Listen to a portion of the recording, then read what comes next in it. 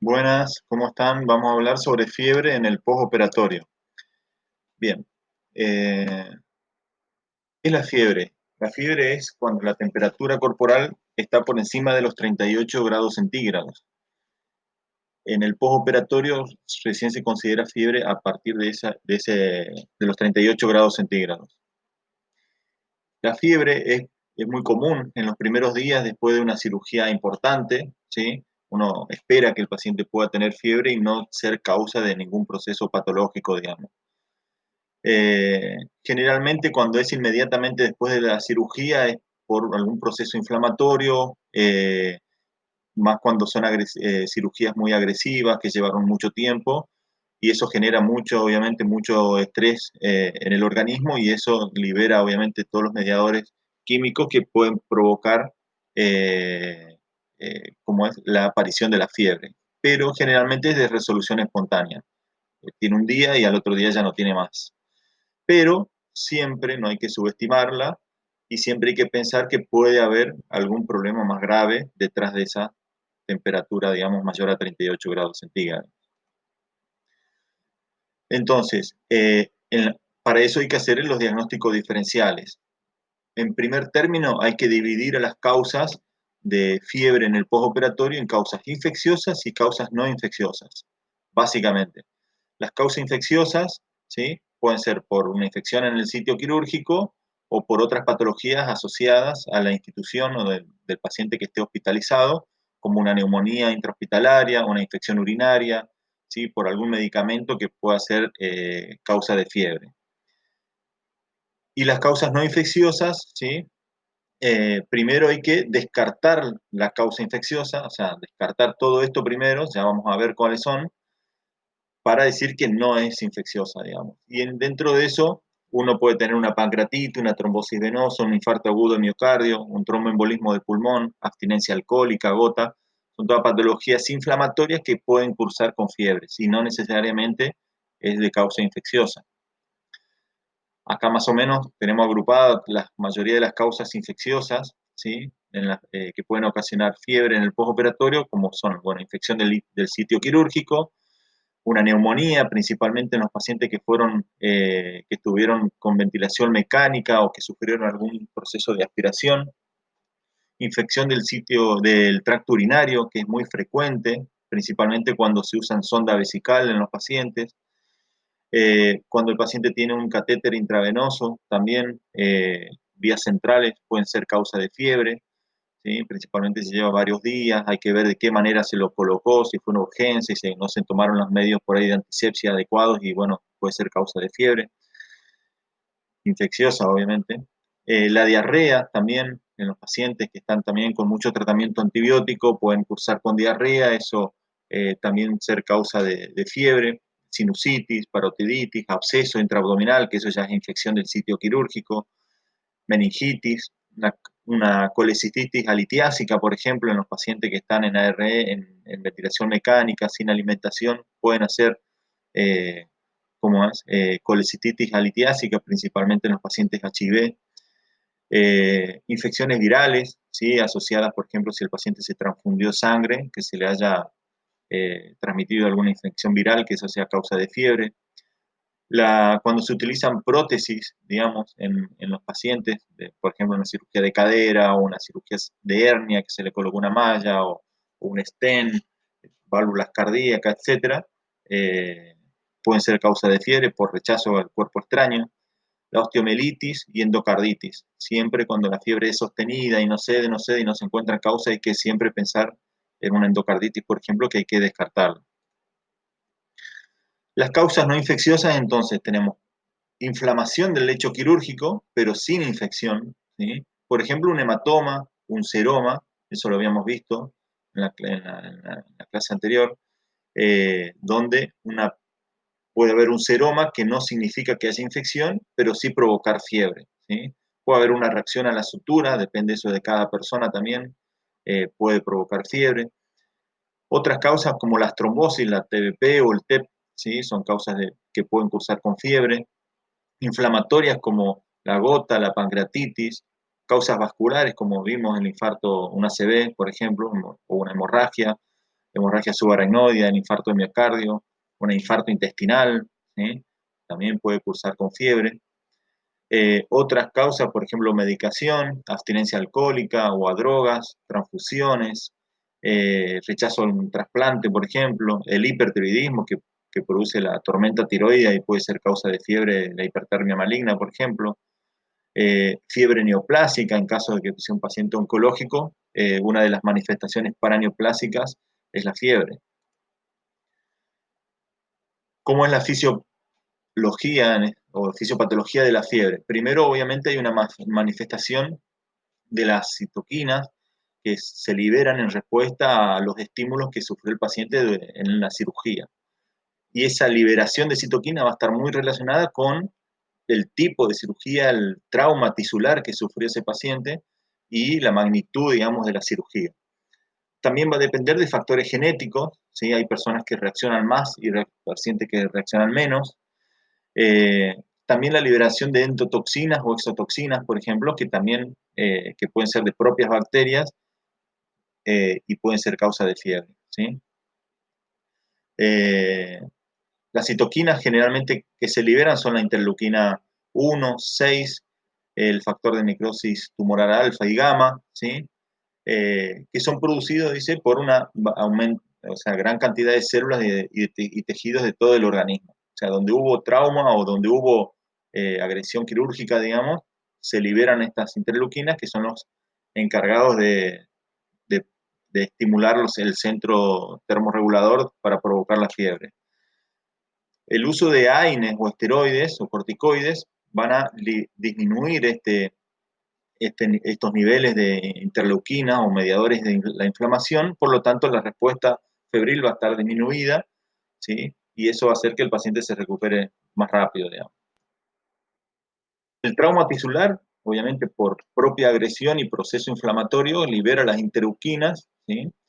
Que no necesariamente, obviamente, indican infección, y obviamente el grado va a depender de la magnitud del traumatismo que se realizó, digamos, la magnitud de la cirugía. Por ejemplo, una colecistectomía laparoscópica es mucho menos agresiva y menor posibilidad de fiebre en el postoperatorio que una colecistectomía convencional. Lo mismo que un bypass coronario con bomba es menor posibilidad que dé fiebre en el postoperatorio que una sin bomba, por ejemplo, ¿sí? Factores genéticos que habíamos dicho también causantes de la reacción inflamatoria durante la cirugía, va a depender de la magnitud de la liberación, ¿sí? Como vimos recién, y también la fiebre postoperatoria generalmente es autolimitada, por ejemplo, en los niños con osteogénesis imperfecta hay una respuesta febril mayor y es más sostenida, por eso son dentro de los factores genéticos. Las toxinas bacterianas, que esto es lo que no queremos que ocurra, pero bueno, también producen liberación de interleuquinas, ya sea propiamente por la bacteria, digamos, o por los componentes de su pared, ¿sí?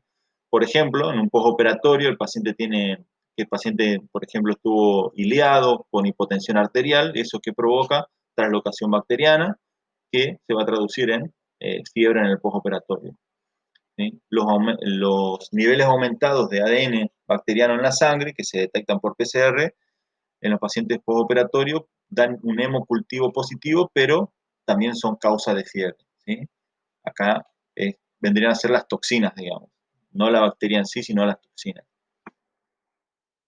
Entonces, una infección o una toxina microbiana o los mediadores de la inflamación o reacciones inmunes, por ejemplo, cuando se transfunde sangre o algún medicamento, ¿sí? Que habíamos visto todas las causas de que podían provocar fiebre, tanto infecciosas como no infecciosas, lo que provocan es una estimulación de la respuesta inflamatoria, estimulando células de la inflamación como monocitos, macrófagos, células endoteliales, que liberan esas interleuquinas que habíamos nombrado, que van hacia el endotelio del hipotálamo, donde hay receptores, ¿sí? Donde también pueden ir bacterias o toxinas directamente. Eso estimula la liberación de prostaglandina E2, activa el ciclo del AMP cíclico y en los centros termorreguladores aumentan la conservación de calor que se manifiesta con hipertermia, digamos, con fiebre. Entonces, ahora, ¿cómo se divide la fiebre en el postoperatorio? Y esto es importante. eh, se la va a dividir de acuerdo al momento de aparición, ¿sí? Entonces, aquí los diagnósticos diferenciales se van priorizando porque es diferente de acuerdo al momento que aparecen. Y tenemos que puede ser inmediata, que son en las primeras 24 horas de la cirugía, puede ser aguda, que es durante la primera semana después del postoperatorio, puede ser subaguda, que va desde la primera a la cuarta semana, ¿sí?, del postoperatorio, o puede ser diferida cuando aparece después de un mes. En las primeras horas o inmediatas, ¿sí?, en la fiebre inmediata, generalmente acá las causas son más limitadas, generalmente está asociada o a alguna reacción, algún medicamento, algún derivado sanguíneo que se le pasó al paciente durante la cirugía, y eso genera obviamente una reacción inmunológica, ¿sí?, algún antibiótico, ¿sí?, o si el paciente tuvo una hipotensión, etcétera, puede provocar un rash, ¿sí?, una vasodilatación, o sea, esa es manifestación a una reacción inflamatoria a los medicamentos o a algún derivado sanguíneo, por ejemplo. Entonces, también puede ser la causa de fiebre, o puede ser por una hipertermia maligna relacionada más que nada con anestésicos inhalados, ¿sí?, que puede durar de 30 minutos a horas, ¿sí?, eh, durante o después de la cirugía. Traumatismos previos, por ejemplo, que el paciente ya venga con un antecedente previo de algún traumatismo, ¿sí?, generalmente se resuelve en 2 o 3 días, y cuando hay mayor duración e intensidad, cuanto más agresiva también es la cirugía. En el traumatismo de cráneo encefálico, por ejemplo, puede provocar fiebre y puede persistir, ¿sí?, hasta días o semanas, ¿sí?, y no necesariamente indica infección. O la otra causa es que el paciente en las primeras 24 horas del postoperatorio, o sea, en el postoperatorio inmediato, tenga fiebre, pero por infecciones previas. Por ejemplo, una infección urinaria que el paciente ya traiga, o depende de la cirugía, si fue una peritonitis, por ejemplo, apendicular, el paciente ya venía con un cuadro infeccioso, entonces puede provocar fiebre en las primeras horas, y puede ser resultado de una causa infecciosa, digamos, ¿sí? O con un cuadro gripal, un cuadro respiratorio, etcétera, que ya haya tenido el paciente previo a la cirugía. Las fiebres que aparecen de forma aguda, que sería durante los primeros 7 días de la cirugía, en el postoperatorio, pueden ser por infecciones nosocomiales, ¿sí? Por ejemplo, infecciones, neumonía, infecciones asociadas a la sonda vesical, a, asociada a los catéteres, a las venoclisis, ¿sí?, que son las vías periféricas que producen flebitis y también pueden ser causa de fiebre. Infecciones de la comunidad, por ejemplo, que el paciente, como decíamos anteriormente, ya venga con un historial de algún proceso previo a la cirugía, infecciones virales, respiratorias altas, por ejemplo. O puede ser no infecciosa, como procesos inflamatorios como la pancreatitis, el infarto agudo de miocardio, la TBP, abstinencia alcohólica, etc. La neumonía, como causa, digamos, frecuente en la primera semana del postoperatorio, está muy relacionada con la neumonía asociada a la ventilación mecánica, ¿sí?, que va a ser obviamente más riesgosa y con más duración cuanto más tiempo dure la ventilación mecánica. Disminuye cuando el paciente se puede extubar en las primeras semanas, digamos, antes de la primera semana, digamos, del postoperatorio. También la neumonía aspirativa, ¿sí?, en los pacientes susceptibles, obviamente, pacientes con bajo estatus mental, pueden broncoaspirarse y eso ser causa también de neumonía, que puede ocasionar fiebre. Pacientes que usan, durante la inducción anestésica o la anestesia, se pueden también broncoaspirar, eso hay que tener presente, y ser causa de neumonía. O en los pacientes que utilizan eh, sonda nasogástrica, eso aumenta el reflujo gastroesofágico y aumenta también el riesgo de aspiración y de neumonía por broncoaspiración. Otra causa muy común de infección del sitio quirúrgico es la infección del tracto urinario, ¿sí? Principalmente, como decíamos, pacientes que están sondados con sonda vesical o que se les realizó algún procedimiento geniturinario.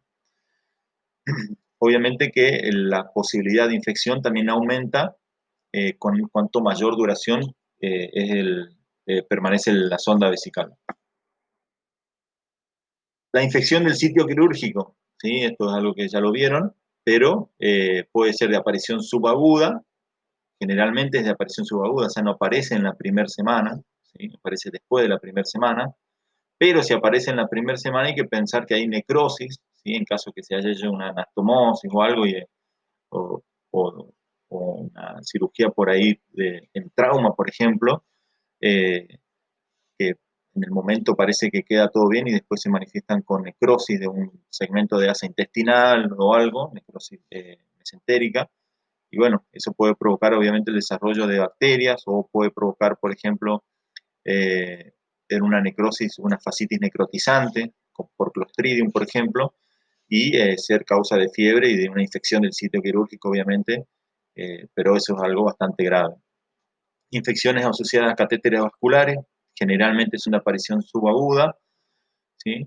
Pero también hay que tener en cuenta si se colocó de urgencia, por ejemplo, y no se tomaron todos los recaudos de antisepsia y asepsia para colocar el catéter.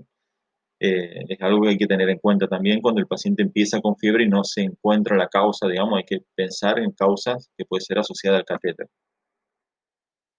Bueno, la causa subaguda, acá es donde predomina la causa de infección del sitio quirúrgico, es lo que siempre hay que buscar y descartar, digamos, ¿sí? Eh, Puede inclusive el paciente ya haberse ido a la casa y al 10.º día viene porque empieza con fiebre, con dolor. Bueno, hay que buscar y descartar la infección del sitio quirúrgico, que puede ser algo superficial nomás, como un absceso de herida o un seroma, por ejemplo, que dijimos que podía ocasionar fiebre también y no necesariamente era infeccioso, o algo ya intraabdominal, depende de dónde haya sido la cirugía, o la utilización de alguna prótesis que también se puedan infectar. La diarrea, ¿sí? Puede provocada por Clostridium también, asociada al uso de antibióticos. Reacciones a otros fármacos como beta-lactámicos, ¿sí? Antihistamínicos, etcétera, que también pueden ocasionar reacción inflamatoria y ocasionar fiebre. La tromboflebitis, que habíamos dicho también, principalmente en los pacientes inmovilizados, pueden provocar trombosis y eso provocar inflamación de las venas y desencadenar fiebre también. Dentro de eso tenemos la trombosis venosa profunda, ¿sí? El tromboembolismo de pulmón, que bueno, se va a manifestar con la clínica de cada una de estas patologías. Obviamente no solamente va a tener fiebre el paciente, sino que va a tener, por ejemplo, miembro inferior aumentado de tamaño, con dolor, con temperatura, y si tiene un tromboembolismo de pulmón, obviamente con dificultad respiratoria eh, aguda, digamos, y hay que sospechar que eso sea por eso, digamos. Cuando el paciente permanece en terapia intensiva, también hay mayor riesgo también de complicaciones, ¿sí? Y de infecciones, principalmente neumonías o infecciones urinarias, ¿sí? Cuando el paciente, cuanto más tiempo permanece en terapia intensiva. Y generalmente son gérmenes por ahí ya resistentes, intrahospitalarios, eh, que son también difíciles de tratar. Las infecciones relacionadas también con otros dispositivos, ¿sí? Como habíamos dicho anteriormente, como la utilización de catéteres, ¿sí? Por ventilación mecánica o utilización de sonda vesical, que también favorece eh, las infecciones, ¿sí? Pueden ser infecciones bacterianas o fúngicas, ¿sí? Y cuando aparece ya el paciente después de un mes con fiebre, ¿sí? Causas no infecciosas son raras, ¿sí? Por ejemplo, en un síndrome post-pericardiotomía, ¿sí? Tras una cirugía cardíaca. Sí son infecciosas la mayoría de las veces, por ejemplo, post-transfusionales, donde se le puede pasar al paciente citomegalovirus, virus de la hepatitis A, B, HIV, etcétera, que pueden ser causas de fiebre, parasitarias, ¿sí? Eh, Causas infecciosas del lecho quirúrgico, ¿sí? Celulitis, ¿sí? Endocarditis infecciosa, eso es lo que le decía, cuando el paciente persiste con fiebre hay que siempre buscar, por más, o sea, ya pasó mucho tiempo, digamos, un mes de fiebre, hay que buscar que el paciente no tenga una endocarditis infecciosa, que puede aparecer semanas o después del postoperatorio, ¿sí? Siempre que el paciente aparece, tiene síntomas febril, siempre y cuando uno descarte que sea por una causa no infecciosa, por ejemplo, al paciente se opera y en las primeras 24 horas hace fiebre y sabemos que se le había transfundido sangre, se lo asume como tal, digamos, como por la transfusión o por el trauma tisular, como dijimos, por ahí en cirugías muy agresivas, y en esos casos no se lo expecta, digamos. Ahora, si el paciente después vuelve a tener fiebre, lo que hay que hacer es suspender, ¿sí? En caso que el paciente esté con antibiótico, en tratamiento con antibiótico, se suspende el antibiótico 24 horas o la vida media del antibiótico, dependiendo qué antibiótico se esté utilizando, ¿sí? Que no haya antibiótico circulante en sangre, y lo que se hace es tomar muestras de cultivo, tanto de hemocultivo como de urocultivo, y si el paciente estuvo asociado, o sea, tuvo un respirador mecánico, por ejemplo, muestras como es, de la vía aérea, ¿sí? Por expectoración. Entonces se hace lo que se llama el pan cultivo, y después de eso, obviamente, teniendo en cuenta qué antibiótico previo tenía el paciente, cuál puede ser lo que uno sospeche, porque uno también va a tener una sospecha clínica si el paciente empezó con tos, con expectoración purulenta, qué sé yo, bueno, uno sabe que puede estar asociado a una neumonía, por ejemplo, eh, y ahí, bueno, ya lo que hace es, después que le toma las muestras de cultivo, ponerle antibiótico para la sospecha que tiene, ¿sí? De una neumonía o una infección urinaria, etcétera. Generalmente se escala el antibiótico, o sea, si antes estaba con un antibiótico base, por ejemplo, cefalotina, se pasa ya a otro antibiótico como ampicilina sulactam, ¿sí? De amplio espectro siempre, hasta esperar en lo que eran los cultivos, tanto urinario, de sangre, que son los hemocultivos. Los hemocultivos se hacen dos, ¿sí? Dos muestras, con una diferencia mínima de 20 minutos entre toma de muestras y de lugares diferentes, o sea, de un brazo y del otro brazo. Así se toman las muestras de hemocultivo. O del aspirado traqueal, por ejemplo, y, eh, y después de eso se espera el cultivo y el antibiograma, que lo que va a dar eso es qué bacteria es la que está ocasionando la infección, por ejemplo, y qué antibiótico es específico para combatir esa bacteria. Eso es algo que tienen que saber, que tienen que hacer, digamos, ¿sí? Es importante esto. Eh, Causas no infecciosas pueden ser, como dijimos, medicamentos, hipertermia maligna, inflamación, gota, pancreatitis. Bueno, uno descarta todo esto y siempre, primero en realidad, hay que pensar en la causa infecciosa para hacerle frente, digamos, porque es la que se va a complicar y puede ser peor, digamos. Así que bueno, espero que les sirva. Esto es una guía solamente de lo que necesitan para poder seguir entendiendo estos temas. Estamos. Muchas gracias.